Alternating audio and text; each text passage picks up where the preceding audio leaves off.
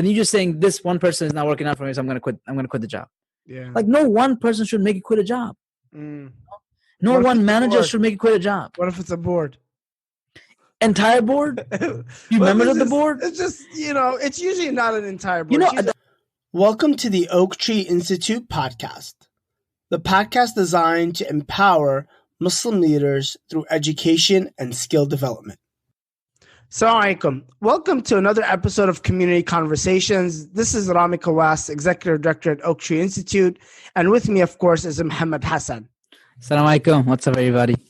Community Conversations is a series where we discuss pressing issues in our Muslim organizations, and we give advice around what leaders, volunteers, activists can do to overcome them. Today, we're going to be talking about having thick skin doing community work. And so there's so many challenges that we deal with when you're working within nonprofit space, the Muslim community space. There's a lot of hardships, and we'll talk about some of them. But today we want to emphasize on why you should have a thick skin, a tough skin when you're working in the community. So Mohammed, what would you say is the reason that you should have tough skin when you're doing a lot of the nonprofit work within our community? Sure, absolutely. I don't know if we give advice, but we definitely vent and explore, what I guess all of us deal with and have dealt with. And so thick skin, and I'm a bit opinionated about this. I have strong feelings about it. I think too many people give up too quickly. Too many people will whine and complain, you know what I mean? And people forget the big picture. And you guys just gotta, you just gotta put on your big boy pants, and you gotta, sometime in life you just got to toughen up. You know what I mean? And that's what it is. I mean, it's not easy dealing with all kinds of people. When you say you're in a masjid setting, you're dealing with all different ethnicities. You're dealing with people from different backgrounds, social, economical status. You just all kind of people come from different school of thought, aqidah, fiqh. I mean, it's not easy. You go to nonprofits, you're dealing with people, and people are easily twisted because it's not like a lot of volunteers are there, so they don't feel like it's a job where they have to watch their mouth. You know what I mean? You're gonna get fired or you lose your paycheck. So people are a little more, let's just say, they speak a lot more freely, or they don't care about people's feelings, or they don't worry about the consequences as much. A lot of time, when working in Muslim organizations, nonprofits, where a lot of people are volunteers. So, given that's the space that all of us are in, and I think a lot of us listening to this are in nonprofit organization or community work. We gotta just be able to learn how to deal with all these attacks and drama, and and how to have a thick skin. And so if you want to get anything done, it's gonna be some work. Yeah. So I'm right there with you. I think, again, subhanAllah, I think we have had a lot of experience in community work. I think probably, I know I've gone through a lot. I know you've gone through a lot. So to me, I've noticed that there's two major things. And we'll talk, maybe we'll dive into them a little bit more depth. But to me, there's thick skin, there's tough skin, thick skin that you need for two areas that people really seem to break down under. One of them is, I see that there's just tremendously bad organization, right? Most of our spaces, most of our organizations, there's just such a lack of professionalism. There's a lack of structure, of kind of like systems, of like, there's no clear guidance, expectations, roles, jobs are not clear. And so to me, I think the number one thing is that there has to be tough skin in terms of working with an ambiguity, right? Yes. There's a lot of like things are just not clear. Like, what am I supposed to do here? What is the role? What is the job? And I think and maybe we could talk about that a little bit. Like, how would you handle, Hassan, when you walk into an organization and there's just a lack of organization, right? The organization doesn't exist. How do you have a tough skin with that problem? So you're right. I think this having tough skin is several areas, and I think you start off this correctly, which is the first area is that there's no organization in the organization, and so what, you walk into a Masjid board, you're part of an MSA, some kind of a nonprofit. The first problem is there's no clear-cut roles. There's no training. Things are up in air. There's no planning. And so you kind of go in there and, some people, and it's very interesting. Some people come from very organized corporate world, or not organized, but in whatever sense it is.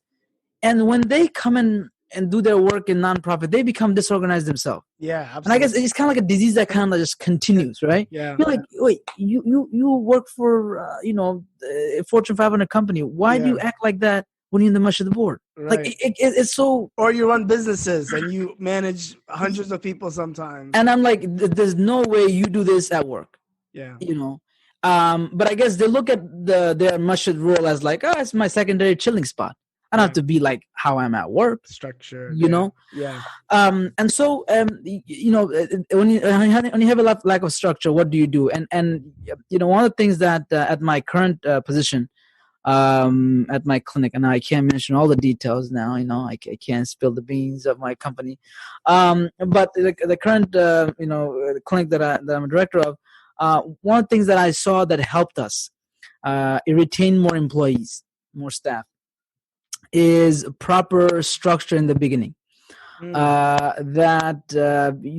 people coming in, more training directly correlates to how many percent of people we lose and the turnover rate.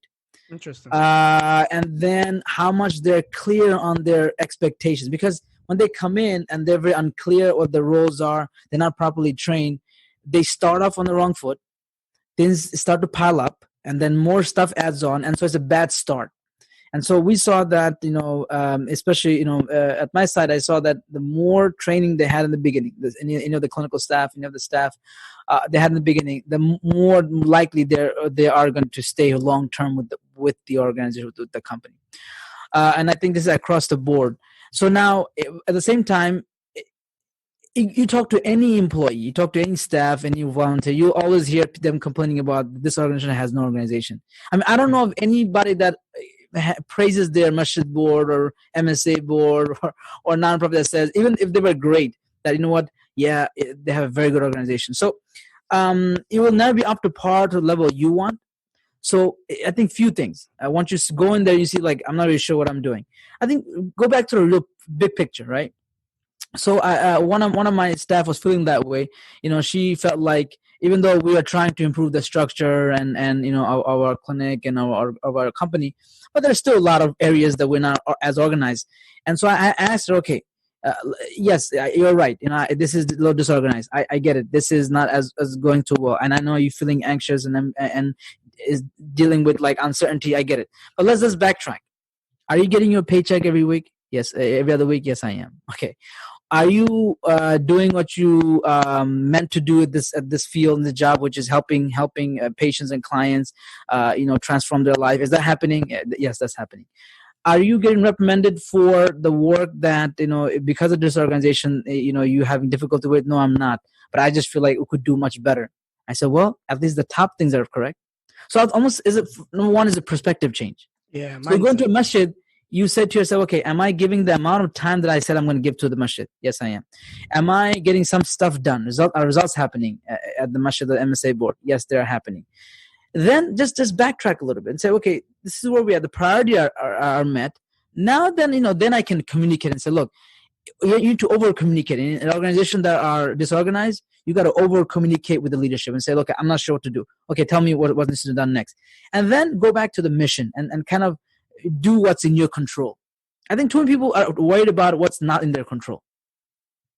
Yeah. And that's where you're going to get frustrated. That's where you're going to have a hard time dealing with the ambiguity, is when you're too focused on what other people should be doing, what the organization is not doing. Why don't you focus on what is in your control and what you can do? 100%. I think, and that's it's interesting. I remember I studied this really, it was probably right after college, Stephen Covey's book, 7 Habits of Highly Effective People. I think it's the number one habit. Yeah. It's the number one habit, is that you focus on the circle of influence, not the circle of concern, right? You focus on what you can change, where your influence can be. And the more you focus on that and growing that circle, you will just be much more, you'll just be much more happy overall, right? And I think actually this area, if you're like a new youth director coming in, or you're a current youth director, or if you're just joining a board, or if you're a youth volunteer, or if you're just joining your MSA and like whatever the events committee or marketing committee, you have a lot of control over making something more organized than it was, right? Making, writing out, your role, or explaining how to lay out something, and how to event plan, or creating a document of the planning that you're doing, capturing, high level notes or strategies that you're like. I think this, even though all our organizations need systems, like a great leader or somebody that really wants to make an impact in an organization, they really have to bring in structure and systems. That's super important. Almost every organization I've ever worked with, major challenges when it comes to this. And really good leaders think about creating a system. And that's super important. But I think that's well within your control. Exactly. If you exert effort there, it'll change. And you know what happens? It happens where, like, I'm the youth director, I'm managing my youth teams, and I'm being structured and organized, but everybody above me is a mess, right? The board's a mess, or people next to me are a mess. Like, this committee is a mess, that committee. But that doesn't matter, right? As long as I am improving, like I have what's in my control. Exactly. What is in my influence, I'm making that better, more organized, more professional. I think people just, at times you see chaos and you just say there's no hope, instead of saying, let me just fix one or two things here, and then that'll at least make things easier. So you have to have that mindset. Absolutely. Yeah, and I think as John C. Maxwell, he talks about it. I read this book a while back, the 360 leadership, right? Yeah. And that's about being able to influence things above you, things at your level, and things below you. Yeah. And in doing that, say you're part of a, even MSA, and the way the student campus, the student life dean and his, team works, they're very disorganized, whatever. But you're in control of the, the MSA treasury. Okay, you could get the money a little more organized. You get the income and expense sheet a little bit organized. Absolutely. You don't have to worry about all the marketing team. They're chaotic. They don't know. They don't schedule their posts. They don't have a plan to their Instagram game. The event team, they're disorganized. They're last minute. They pull together where to order food from. Okay, but you worry about your treasury, and start with that. Yeah. And then you can influence above, down, below. You know what I mean? And across. So I think people got to change their mindset about, okay, let's pull back a little bit. I think too many people are too busy complaining. 100%. It's too busy complaining, too busy, it's not working for me. Too focused on the problems at times. Yeah. We get very inundated with the problems. And there's a lot of problems. But anywhere you go, there'll be a lot of problems. Right. If you're looking we're just looking for this perfect organization. I think especially this generation, our generation, I think we've been too, I don't know, too couched, to everything just working our way, no struggle, and this is not working for my mental health. And look, I come from a professional in mental health, and I do understand when the environments are toxic, when you have to make exit. I do get it, but I think people are. I don't know if things got more tough or people resiliency got less. You know what I mean? Like that, I don't know if the challenge of the world became more, or people ability to handle problems became less. Right. I don't know if people losses have increased or their tolerance for it has decreased. You know what I mean? Right. Look at the culture that we're in. We'll talk about us in the U.S. 7 out of 10 people are on prescription pills. Yeah. Oh yeah. Anytime we feel pain, we want to get rid of it. People just look at this. That's the mind from the culture. You get a little headache. Anytime. Take an Advil. Yeah. Absolutely. So 7 out of 10 people on prescription pill, other 30% probably getting from the streets. We use 70% of the world. 70% of the world's prescription drugs are consumed by America, right? And that just shows you about lack of being able to be, you got to take the crap, and that's part of the greater mission. Yeah. Now, no one is saying at the expense of your mental health, at the expense of your physical health. Right. We'll talk about that. You know what I mean? But I think the threshold needs to be a little more balanced. Yeah. So I think the other thing, and you brought it up a little bit, I think the other major reason why people need a tough skin. So if one of the major challenges is the disorganization, the chaos, the other one is the bad culture, right? And then that's a little bit more challenging. So it's the toxicity of the people. The toxicity of the leadership. People don't value you, don't listen to you, don't trust you, don't respect you. The toxicity of like extreme bias, and we got to understand, like, there's extreme bias, racist, sexist things at times, right? If you're a woman, the scrutiny you'll be under. If you're a sister, if you're of a particular race going into a masjid or institution, organization that's different, if there's just if you're a young person and there's unfair expectations put on you. So how do you handle the toxic cultures, the toxic? And I empathize with that. I've been there. You've been there, and all the leaders and activists that we get the privilege of working with in our trainings and our consulting. I think we've seen that. And we see what they go through. And this is not just about Muslim organizations. As I'm bringing other contexts, and I think it will help us kind of see that. The people that I coach, even imams that I have worked with, and I have had imams. One imam that I had worked with, and I followed them through a few masjid. And so I like to say you get to see a longitudinal kind of thing. And I have the privilege of working with him through a few masjids. One masjid, this problem. Next masjid, another problem.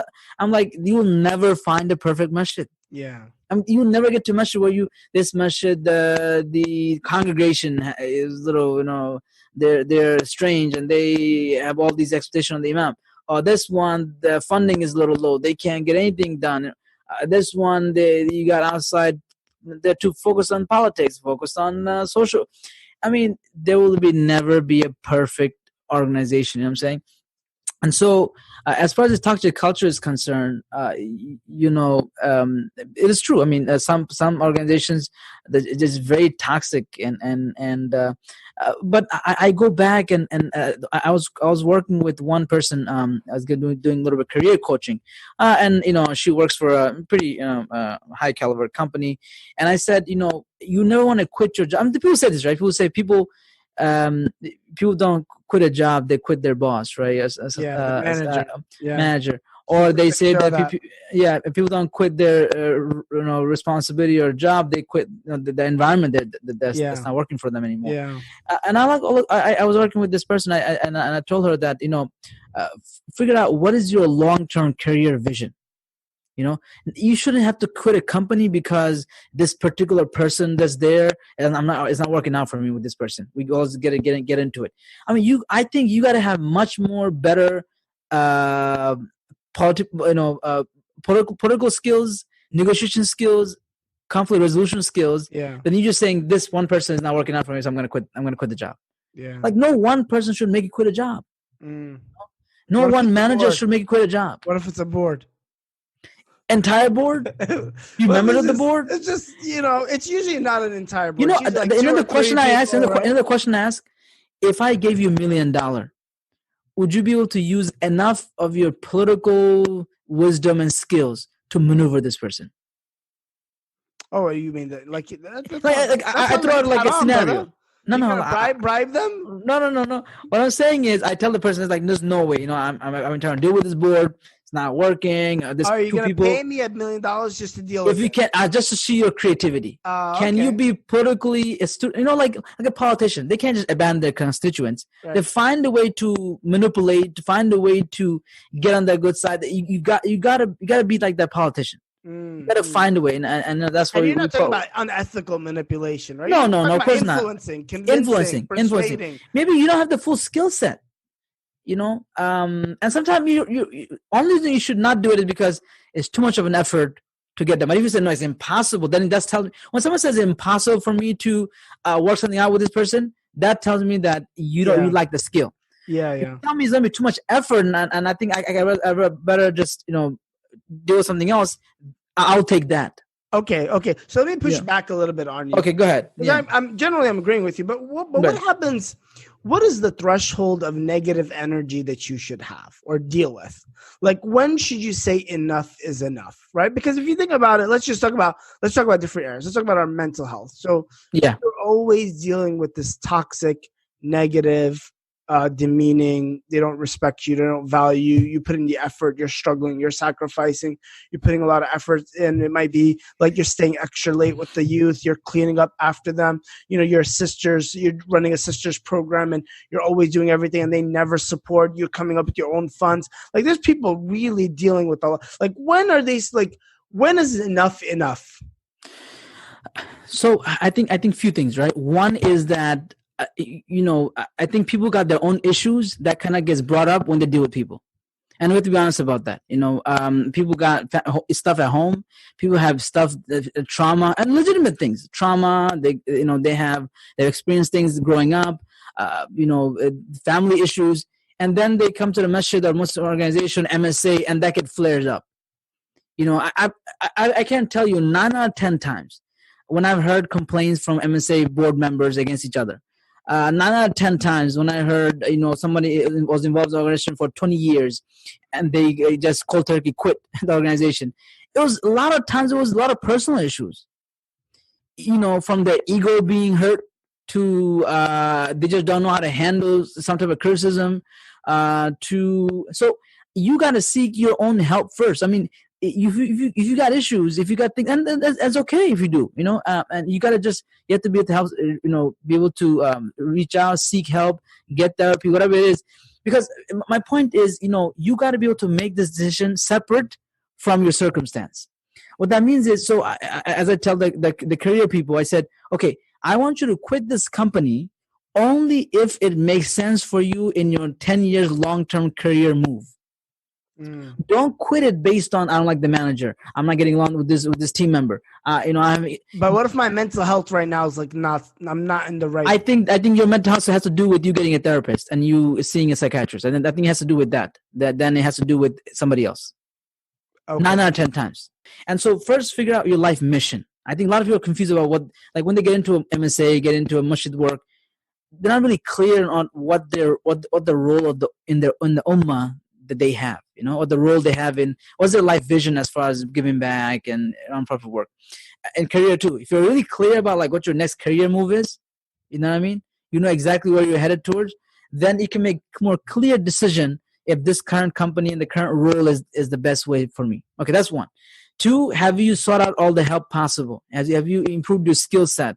Learning how to communicate, learning how to negotiate, learning how to manage conflicts, learning and really doing that. You know what I'm saying? Okay. Once you've done all that, then I think you can say, you know what?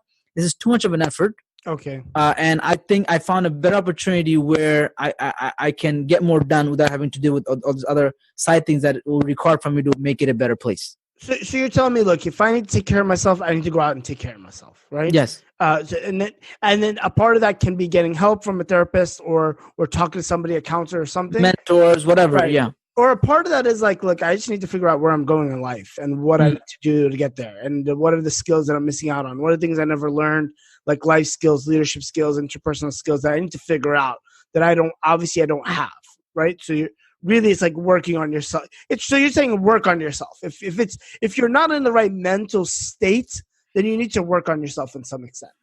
So I like to say when people, whether it be at a workplace, company, organization, same advice. List out all the things that are, not working out. Right. So you probably talk about disorganization and the toxic culture. That's probably 2 areas you can probably list a whole bunch of things. There's much disorganized and how they, plan events. There's some people in there that really, cause a lot of drama, blah, blah, blah. List it all out. Okay. Then you should make a big list and then make a list on what are things that are in your control. And then make a list about what can you practically do tomorrow to address some of these. Once you have made that list, I think a lot of times, you can make a lot more clear decision whether or not you need to, make a move to the next organization, or you need to go somewhere else, instead of just jumping from place to place. Because people just jump from place to place, masjid to masjid, organization, and they get nowhere. Yeah, and absolutely. you have to be honest with yourself. Look at your little history. Like, you look at your resume and kind of see, like, why are you jumping jobs around, every something's months? going on. Something's wrong with you. Yeah. Because obviously, is how I tell my clients. I said, oh, hold on, let me backtrack a little bit. I go, this job, okay, this job, this business, this, okay. I say, what's interesting? There's one common character in all these stories you just told me. They said, who's the common character? It got to be my cousin. I said, no, the common character is you. And all these things you told me, the only common character I found is you. Yeah. So people tell me, oh, I was with this masjid, I was with that organization, and I say, you know what? The common character is you. Yeah. You the one that's in the story for all of them. So you gotta take some responsibility instead of just blaming. Right. You were just too busy blaming. I like that. So I think there's an onus on you. Okay, but what happens, Muhammad, though? Look, it's nice. I've been sacrificing. I've been dedicated. I've been like, this is what I want to do. But I think another part of it is like, look, what if I'm taking huge financial, like I'm leaving a lot of money on the table. Like I'm losing out on 25% of what I can be earning in a regular corporation. I've been sacrificing it. I have 1, 2, 3, 4 kids. I have, there's no medical, there's no benefits. Like it's not worth it at that point, right? Like why should I convince me to stay if it's hitting me really difficultly financially? No, I'm not going to convince you, because what it comes down to is, again, you got to be clear on what your life mission is, right? You look at your life mission. Same thing I tell the career people. Look at someone in business, or not to quit the business or not. To pack up your shop and leave, take the loss, take the hit, take the loan. Look at your life mission. What did you want to achieve with your life? Okay, that's the first problem. And then second thing is, what are your priorities, and is the current role giving you what you're looking for? So you got to forget the disorganization, forget the toxic people that you can name on your hand. Focus on your overall life mission and your vision and your long-term goal. Is your current role serving that long-term goal? So meaning you're like, you know what, it's not, because of this disorganization, because of the toxic environment, I'm not getting stuff done. So you're right, it's time to leave. Because of toxic culture, because of this organization, I'm not meeting my needs that I have financially. I'm not meeting, the kind of goals that I have, family-wise. Currently, the timeline is not working. Okay, then you can leave. But what I don't want is people to quit stuff because of drama, because of toxic culture, because of disorganization. That's what I'm against. So you're saying if we have a strong meaning, purpose, vision behind me doing this kind of work, that'll help build a thick skin for me. Like I'll be able to skin, and you will make more wiser decision and more objective decision on whether or not you should be quitting or moving on to another organization, or you should be changing course, whatever. Okay, and so what? Okay, so let me push back a little bit again. Okay, what if it's impacting my family? Like, okay, my family's not a part of like my overall. It's not like a part of my vision, my career for what I want to do for myself. But look, right. Hey, look, I'm missing out on time with my kids. I'm missing out on time with my parents. I'm really like, because I have to work in nonprofit. I have to work in the evenings, and I have to work on weekends, and I don't get time to spend with my kids. I don't get time to. You have a time management problem, and you have a time management problem, and the role that you took is not suited for your lifestyle. So either I have to adjust my time management. Yeah, I've got to be able to. Yeah. Intentionally, and I know we talked about this in a previous episode, like being intentional, like how are you going to organize your schedule? Yeah. Or it's going to be, it's not worth sacrificing your your role. family. Right. It's such a role. That role is not working for you. Okay. But my biggest contention is don't quit stuff, change roles, move and jump around, whine and complain because of disorganization or toxic culture or people or some drama or whatever. What if the bias is so strong? What if you're a sister? It's all men. extremely, like they're just extremely, whether it could be sexist. And you did the math, you looked at your life vision, and then you saw, because of all the biases, you're not getting stuff done. Then you got to move on. So we're saying, look, it's important to have a thick skin, right? But you got to know when. So that breaking point when you know what you're not achieving the results, and it's not working in lifestyle. Got it. Right. I'm focused on the long term. I keep saying this point for the last half an hour. You got to think about your long term vision, and is it lining up with what you're doing right now? Okay. Cool. Not because of XYZ person or they're misogynist or this and that. That's not the equation. The equation is, and their misogyny might be impacting you getting stuff done. Right. And if that's the case, move forward. And by the way, I think people, and just to be pretty practical, a lot of times we get stuck in like pigeonholing ourselves to an organization. So for example, that's another I think a problem. great example is like the Masjid. The Masjid is the institution in most places in the country. It's the institution. It's where I want to go to do community work.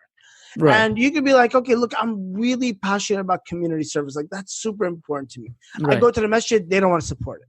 They don't want to. They don't want to sponsor it. They don't care. It doesn't matter how many hadiths. It doesn't matter how many times you bring Sheikh Omar or you bring Sheikh, Sister Yasmin Mujahid. It doesn't matter, right? They're not going to get convinced by a khutbah or anything. Yeah. So you've got to be a little bit. If it's a part of your mission, like Muhammad's talked about, and I agree with that. You find a way to get it done. Yeah. Like, okay, so all right, let's not do this Masjid. That's okay. Sure. I can go to GoFundMe. I can do bake sales. I can rally people. I can talk to people. Absolutely. I can hype people up. I can go to a campus. I can make my own organization. Like if it's really important to you, it should be that it's not, that's it. It's not end or be all. You got to find a way. You got to, I think one of my favorite quotes by Tony Robbins is that leaders find a way to they're resourceful. They find a way to make it happen, right? The money. They're not whining about resources. They're resourceful. Yeah, exactly. They're not whining about what they don't have, what's not given to them, what disadvantages they have. And that's not saying, by the way, we're not saying like if you're absolutely not. No. We have to acknowledge privilege. We have to acknowledge, 100%. No doubt about it. The issues of privileges and we train on that, right? We train on ideas of how to be inclusive, how to empower young people, how to empower. And these are real issues. Oh, really, really issues of privilege, issues of gender bias, issues of ethnic biases. This is real stuff in our community. Absolutely. And we got to be upfront with that stuff. Yeah, 100%. So if it's not working with this body, man, I'm gonna find a way to do it. I don't care. I'm gonna find. I think just from my personal experiences, there are so many times where I want to do a youth program, a youth event. These adults say no, it's okay. I'm gonna figure out a way to fund it. That's okay. Say no. That's okay. We're gonna go out and we're gonna raise the money. We're gonna get the money from somewhere. Exactly. Y'all don't wanna let us into the masjid. Okay, you don't want to listen to the masjid. We're gonna go to that masjid over there. No problem. They don't mind us being over there. And I've been removed from masjid because of pizza on the carpet, right? So I just find another masjid, right? Somewhere else that doesn't mind some pizza on the carpet, and the youth are in the masjid. You've got to be able to be resourceful and think about the ways. It's never like end all be all. You, if it's important to you, you'll figure out a way to do it. By the way, just like if your mom got sick and you had to pay for a surgery, if your kids were ill, you'd make it happen because it just becomes so important to you. So I think understanding that mindset of being kind of resourceful. Yeah, I mean, Rami, you remember? I think at our youth leadership summit, last week? This week actually, right? This weekend. Last weekend. Somebody asked about dealing with Masjid, the uncles, right?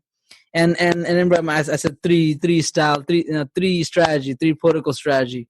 One to find the few uncles that do support youth work and kind of make them your lobbying group, 100%. right? And kind of like gather them together on the side and and make that lobbying group. To make sure you're visible, do services that you kind of impact in the community, impacting the masjid, and people can see you. And 3, you kind of take over the masjid, the PA system, by bringing the speakers, controlling who gives khutbah, and kind of influencing those messaging in the Yeah. community. Yeah. Once you have done that, then you can tell me that I'm gonna move on. I'm gonna find another masjid. I'm gonna open up another online thing. Yeah. Do that once you have done those. If you didn't do those three things and you're just whining and complaining, I don't want to hear it, because you're not doing your part at that point. Yeah. You know, Yeah. and you're just expecting to be fed on a silver spoon, and guess what? That's not how it works. Yeah, yeah, and it's interesting. I mean, it's good that you note that. I think so. If you think about like when are the times when people like they find hopelessness in a situation? Right. It's when you've tried everything and it didn't work. And usually when people come and they say, I've tried everything, they haven't tried everything, right? Yeah. Usually they haven't done everything they can do. And it's interesting, you know, if you're always looking for problems, just think about your brain and how it works. If you're always thinking about problems, you never have an ability to be innovative and think more critically about solving a solution. If you're always like in fear mode, crisis mode, you're always hunting for every problem. Your brain is too busy scanning for all the problems, and it's not like being innovative. Creativity is just thrown out of the window. And you really got to think about, you know, just what are you always focusing on? What are you always looking at? What is always triggering you? And how is that limiting your ability to think about problems and solving them in different ways? And I think that's extremely important. It's like the hyper outrage numbness, you know? Yeah. You get outrage about everybody, everything, every way things run, and you don't got the creativity, the energy to do anything else besides just outrages. Yeah, yeah. And it's interesting, SubhanAllah, you know, one of the things that, you know, we'll talk about resilience in a bit, but one of the things that most of the time these young people, they don't look for that guidance, right? I think you mentioned that, like, you've been through the experience, you gave great advice to somebody, like, they don't ever reach out to somebody else for solutions too, right? Yeah, we think like, oh, it's not working for me. No, it can't work for me. That's it. It's over. Like, okay, and meet other people who also will complain. 2 years ago, somebody else was fighting with the board over the same thing, and you didn't even talk to them, right, about how to deal with the board, right? Or like, you know, there's a masjid down the corner. Their youth are actually dealing with the same problem. Like, we didn't go talk. You know, it's really interesting that we don't seek advice, like mentorship. Seeking out guidance from elders or other people, seeking out some kind of coaching or like help or advice. Like, we don't really see that. And DMing a popular sheikh won't solve your problem. No, right? That's the worst. Yeah, like you need to like think about people around you and how much impact. Like, there's so many great people around you, you're probably not even noticing how they can support you, help you. Even like a couple of uncles in the masjid or a couple of sisters here or there, right? That's super important. Look for absolutely. people, allies. Look for allies and understand how to leverage allyship and people around you to bring a change as well. That's my point. It's a balance between we were speaking about this right before we got started. It's a balance between the story of Nuh alayhi salam, the Prophet Noah, and the story of someone like I guess Yunus, Jonah, and also Lut, and so is that balance between the two extremes, two approaches, right? You have someone that 950 years can go on and don't care about the result and get only 15 people, right? Right. Patience, right. And then that level of I mean, more than patience, I call it perseverance. Oh, that's much more perseverance. I call it resiliency. You know what I'm saying? Yeah. That impatient people saying, you just like take the crap and kind of like, all right, sabr, and you kind of like, no. I think it's about resiliency. You know, it's like you're in a good spirit. Like, who cares how many follow me? I got this. You know what I'm saying? I know I'm doing what I'm supposed to do. I'm getting the result that I'm looking for, which is, pleasing Allah. And that's it. Like, that's all that matters. Yeah. And I'm innovating. I'm trying my best. And, and then at the other end, you have where Allah, himself said, this is it. This is not going to, Allah's punishment, arrives. And he said, okay, this is not going to work any further. You tried your best. Yeah. I mean, and there are those cases too. Yeah. You know what I mean? Yeah. I think and on the other side, right? Yunus wasn't as patient, and just probably like, it's interesting that we get both examples, right? Right. Yunus alayhi salam, and of course Allah gives us great role models through the prophets. Yunus kind of like turned, like he's like, look, it's not gonna work, and he gave up early. Right. And then, of course, for those that know the story, he leaves his people. He gets swallowed by the whale.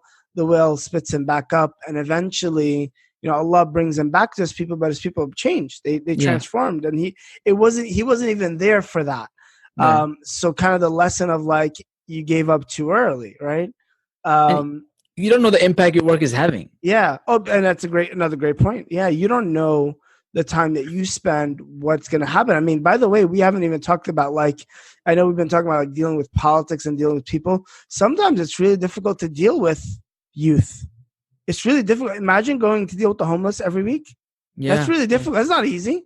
Dealing with them, they won't respect you. They won't like you. Yeah. They might even, it's not going to be easy dealing with children every day. It's not going to be easy. Whatever. Sick people. Imagine you're like, your nonprofit focuses on sick people or charity or refugees or war or like famine. Decade after decade, you don't see a viable solution. You'll never see. You're just making a little drop in the ocean. A drop in the ocean. And one of my professors told me this. We work with very sick people who are ill, emotionally ill, psychologically ill. And, especially people who are low functioning, and we work with them year after year, and you don't see any progress in their family, progress in their career. They kind of like just come, they're on medication, they kind of leave. And it can get really frustrating for a therapist or a counselor, for a psychologist to deal with that kind of clients, low functioning. And one of the professors told us, that told me, one of my actually direct supervisor told me, he said, the fact, you have to realize something. You might not see the impact and the change that you're looking for. Like, you're looking for a miracle, like they're gonna all of a sudden boom and be high functioning.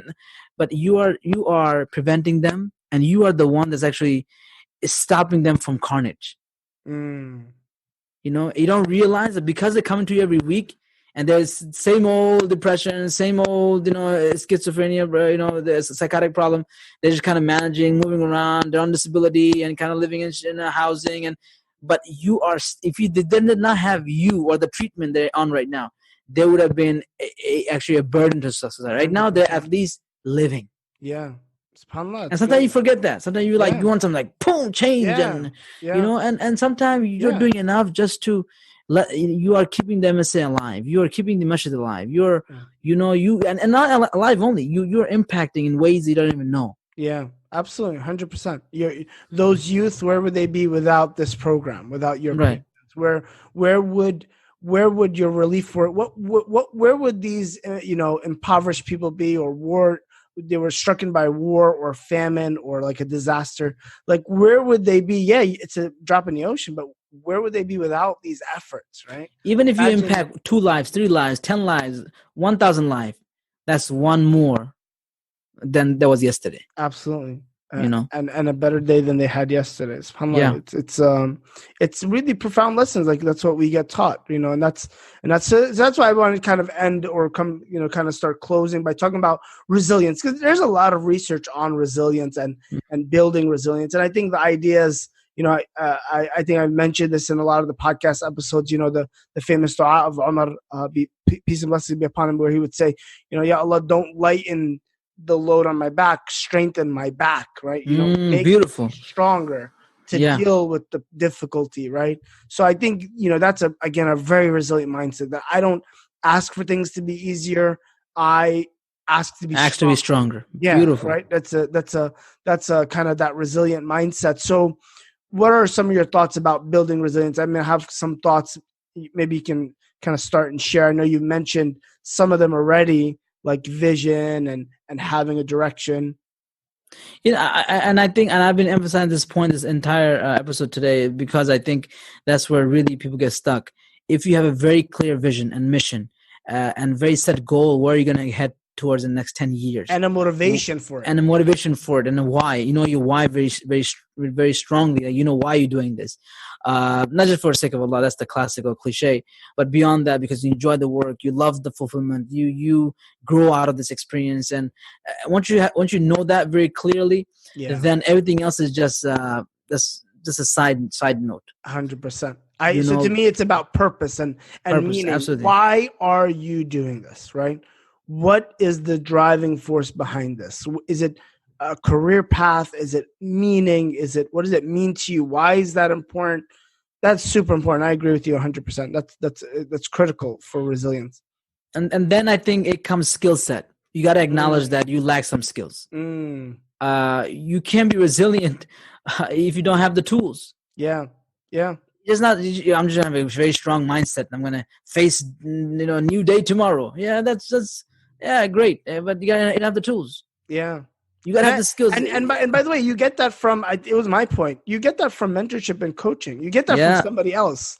And I think we, especially, I think generally our generation, and I know it's hard. I think we think it's hard. Like there's not enough mentors or coaches or people to help me out there. But there's so many. There's so many ways that you can. And they don't have to be perfect. Learn. Yeah. Oh yeah. And that's another problem. Nobody has everything. Nobody has everything. Maybe it's another day for another event. And I don't know, but I think people have this infatuation for following one person and being a mentee of one person who's going to be like all in all perfect. Yep. Like you don't do that. You don't expect your dentist to know about your heart and your cardiology. Like stop it. And like you got to stop this nonsense of one person is going to just be there.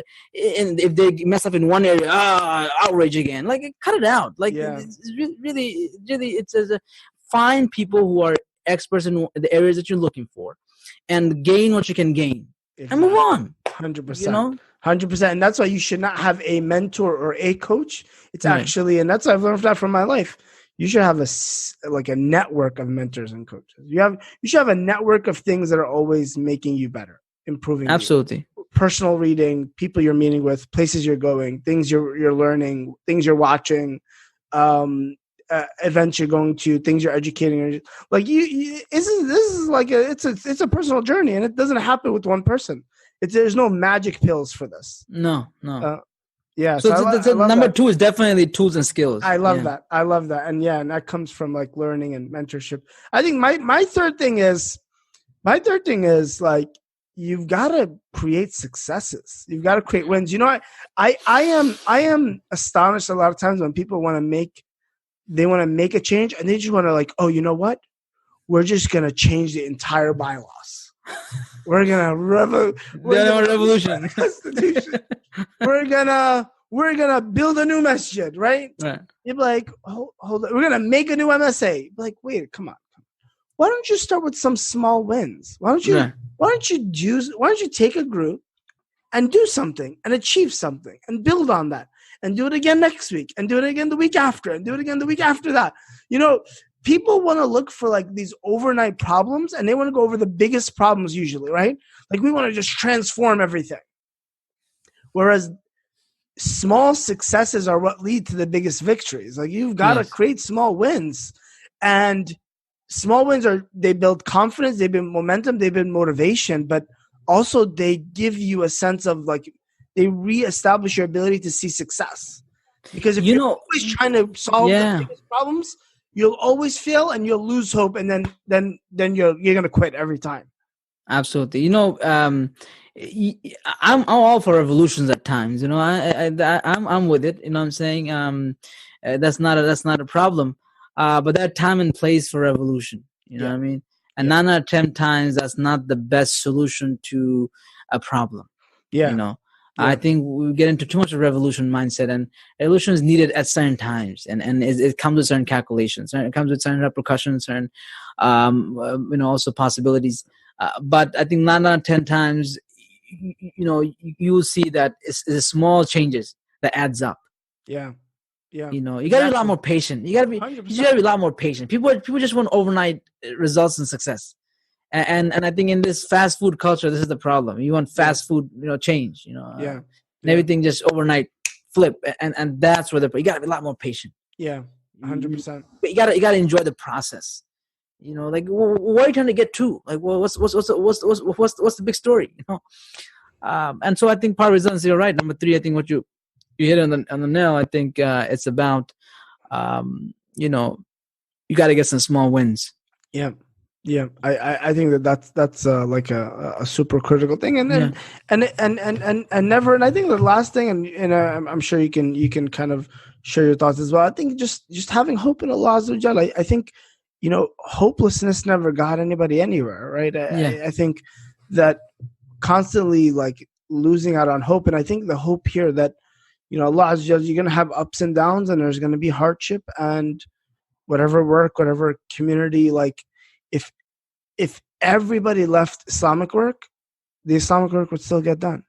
Yeah. I think a lot of times we think we're more important than we are. Like if everybody quit their community responsible, like everybody quit every board, and everybody quit, every organization, like it just got too hard, the work would still get done. I know we say that, but it's like, it's an absolute fact, because things are chaotic right now, and we don't even know how they're functioning now. Like, subhanAllah, it's just amazing, right? If you were to think objectively about it, like understanding that there's a lot of hope in Allah Azza wa Jalla, that He's going to make things easier, and He's using you, and that's a great blessing and opportunity for you. I think you got to always see the hope in it when you're working in the community. Like, you have to be very hopeful. And you know it's interesting. Optimism actually studies in neuroscience. Optimism leads to action. Yeah. Versus pessimism actually leads to inaction. Mm-hmm. Like, so from a very neuroscience perspective, it's like your pessimism, the negativity, and that fear, the worry, that actually shuts down your creativity and your motor function, whereas optimism actually is connected to your frontal cortex and kind of your part of the brain that actually study shows actually connected to, in a strange way, it's connected to your motor cortex. That impact motor cortex, you actually get your hands and legs to move, to make action. It's simple, right? An example is when you're scared and nervous and freeze, you freeze, right? Yeah. Versus when you can move. Yeah. So in a very neuroscience in a way, it's that's what it is. When you have optimism and hope, and not looking at things as they are, but not the worse than they are. Yeah. Then looking at things that there's a possibility that it can get better. Mm. If you're already convinced that things not gonna go well, then you know what? Just quit. Why even do anything? Yeah. And ultimately, I think as especially as a Muslim, I think when there is Allah, and when there is Allah is the one who's in full control of everything, then you have to worry about too much. The one that's the most wise, the most knowledgeable, the most powerful, He's in charge. You're not. And especially when it comes to Muslim community work, especially in the field of da'wah or charity work, Allah will take care of it. Sometimes you go on vacation and, like, say for like 2-3 weeks you didn't check your email correctly, or you're just too busy, and whatever, you went out of country to say whatever, and you come back, you're like, what, things happen and things have resolved. They worked without me. Yeah. You weren't there 5 years ago, and they were just fine. Uh-huh. And you won't be there in 10 years. Yeah. And everything will be just fine. Working around. Yep. You do your part. Yep. And yes, make revolution, make change, and leave legacy for, but it has to be small wins. It has to be things that are in your control. It has to be in line with your long-term vision and goal. Yeah. Yeah, 100%. I love that you summarize those points, and again, we hope and pray that we always, again, that kind of, I repeat it a lot, but that quote of, like, we just ask Allah to make us stronger, more resilient, and be able to withstand the loads. And we know, like, look, Allah would never put something on us that we can't bear. I think that's an important part of it. So if it doesn't kill you, it makes you stronger. I know it's a cliche, but look, that's the idea, that's how you build thick skin. That building that muscle requires friction and something kind of working against you, and you working back against it, and that's really where strength comes from. Absolutely. And you grow, you learn from it, you learn skills, because you'll be in desperate situation to need more skills. If you weren't tested, if you weren't challenged, if you weren't tickled a little bit, you wouldn't grow. 100%. Yeah. Wonderful discussions. Jazakallah khair, Muhammad. Wonderful thoughts. Beautiful. I hope that it was kind of a something that we can build a little bit more, like we can build towards in creating a greater, more resilient resilience within ourselves and within our work overall, and create stronger organizations and a stronger society for ourselves and impacting those around. So with that, we'll close this episode of Community Conversations. Again, please make sure you're subscribed to the podcast. Make sure you follow us on all of our social media platforms. Myself, Hasan, Oaktree Institute, Facebook, Instagram. We're on YouTube. And please, of course, reach out to us if you have any thoughts or reflections on the episode, things that you've experienced, stories. We'd love to hear from anybody, any stories of resilience out there that really are impactful. With that, until next time. Jazakallah khair, everybody. Assalamu alaikum rahmatullah. Assalamu alaikum. Thank you for listening to this episode of the Oaktree Institute podcast. For more episodes, subscribe and follow us on Apple, Google Play, and Spotify. And for other content that we have, follow us on Facebook, Instagram, and YouTube.